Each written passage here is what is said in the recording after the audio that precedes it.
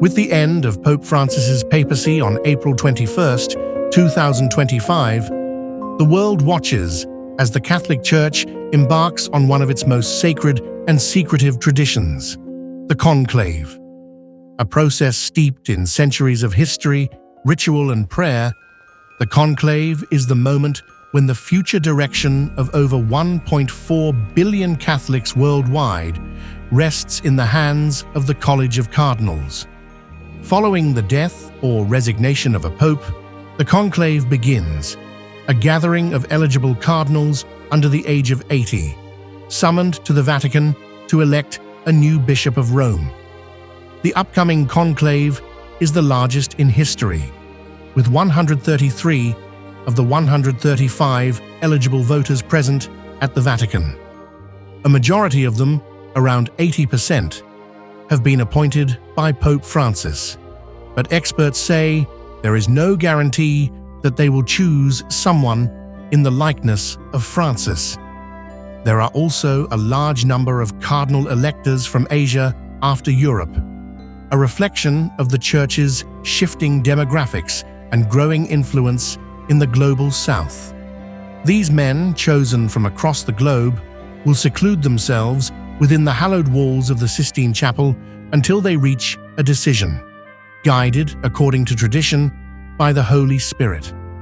Ahead of the conclave, the cardinals have taken an oath of secrecy, so have the other officials and staff who are involved in the process.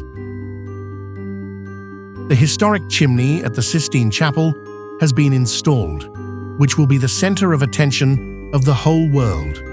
According to tradition, the ballots are counted and burned in a stove connected to the chimney. If no one receives the 2/3 majority needed to become the next pope, black smoke will arise out of the chimney. However, when a candidate secures the required majority, white smoke, which is produced by adding chemicals to the ballots that are burned, will rise. The cardinals who enter the conclave are not permitted to have any external contacts. They must surrender their mobile phones and any other communication devices that they may have before entering the conclave. Vatican officials have also blocked out the views of most windows and have scanned the entire conclave area for possible listening devices or bugs. It also announced that it will cut the phone signal within the tiny city-state during the conclave to elect a new pope, but this would not affect St. Peter's Square. Many prominent names are making the rounds across social media, betting sites, and even discussions of locals from the 70 countries where they come from. But surprises are common. Often the Church turns to an unexpected dark horse candidate, someone who can unify a divided world.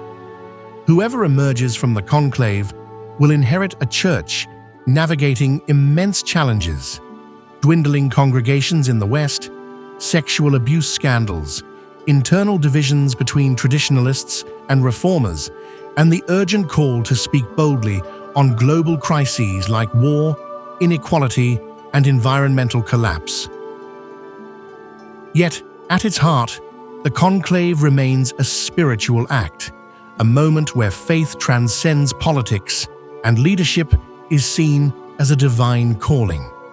It is a reminder that even in uncertain times, the Catholic Church continues to evolve, rooted in ancient tradition, yet always looking toward the future.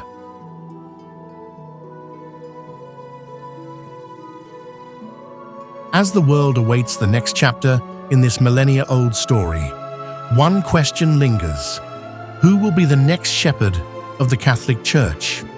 The answer lies within the sacred walls of the Sistine Chapel, where cardinals cast their ballots in silence, seeking not just a leader, but a shepherd, guided by the Holy Spirit.